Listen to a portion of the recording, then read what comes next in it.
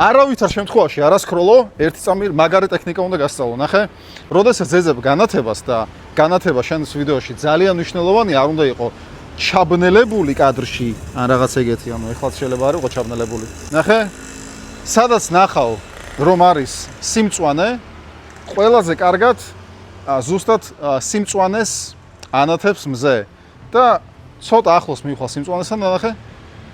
ხედავ? ხედავ? ხედავ?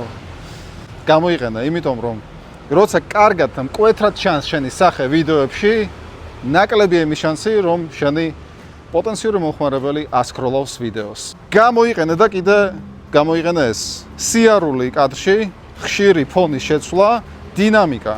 შეგერგოს და თუ გინდა უფრო დაწვრილებით პროფესიონალურ დონეზე ისწავლო ვიდეო კონტენტის შექმნა, რომელიც იზიდავს შენს ბიზნესში მიზნობრივ აუდიტორიას, მომწერე პირადში და გავისაუბროთ.